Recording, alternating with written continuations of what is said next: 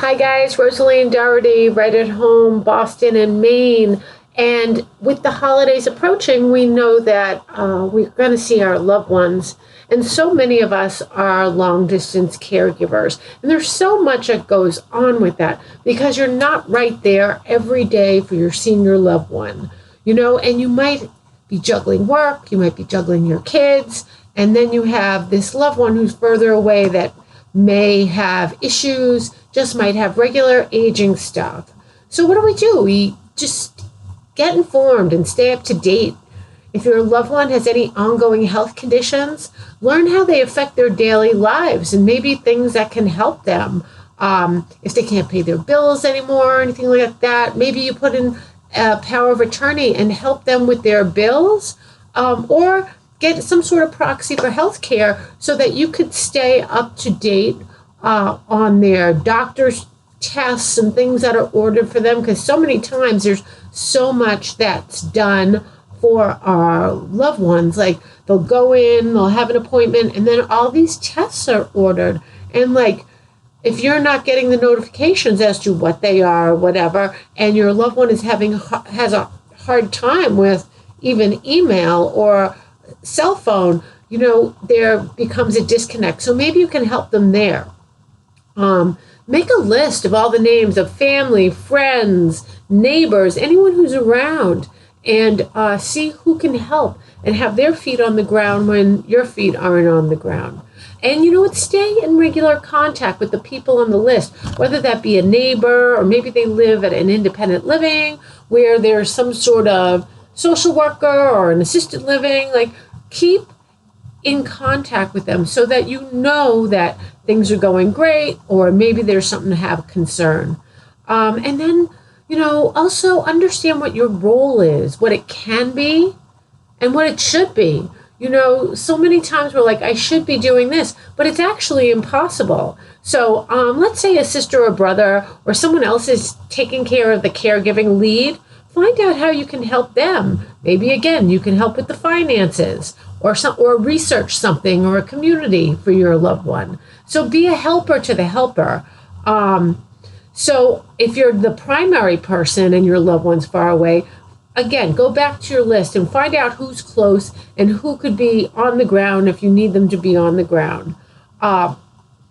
Research organizations in your loved one's town that maybe can help your loved one. If your loved one is lonely, maybe there's a way that they can get to the Council on Aging and go to a knitting circle or play bridge or something like that.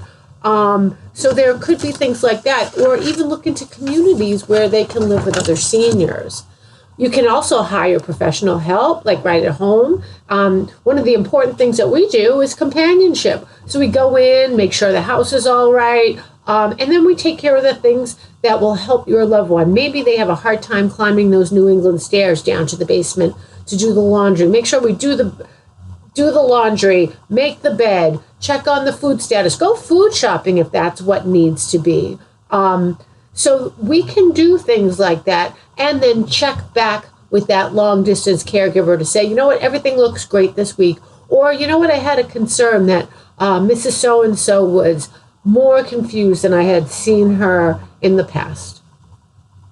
Another idea is technology. How do we use that in senior care and as a loved one? You could use some Amazon stuff, maybe.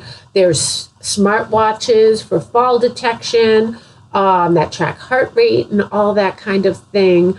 There's medical alert devices. There's also things for medication. There's electronic medication managers that provide alerts and dispense pills. So there's really some things that could be done. Also, there are cameras that can be used, motion detectors, things to see if the door's been opened.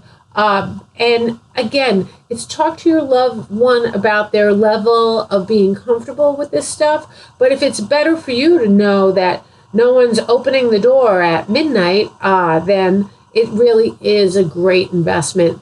And then, of course, maybe you invest in a tablet or an iPad, or if your person's more savvy, to use a computer to really be able to do Zoom, video conferencing, FaceTime, any of the stuff, so that they can see you and see you on a bigger platform versus a phone. Smartphones are very hard for seniors with their eyesight. They're really, really hard. I just came up recently, like speaking of tech, it's the lowest level tech that there is, but I just bought for a senior a remote control that has 3 buttons because they couldn't turn on the TV because there was the cable box, the this, the that.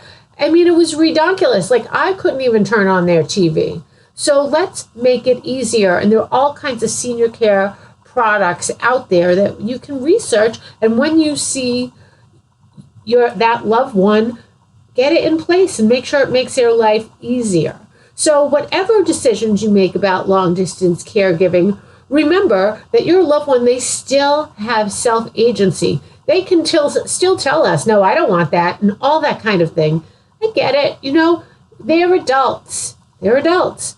But basically, if you bring them into the conversation, talk to them, say how it will make their life better and easier, or it will keep you guys more connected, that's the way to go. So happy holidays. I hope all you long-distance caregivers get close to your loved ones and able to give them a big squeeze this year for the holidays. So take care. Bye-bye.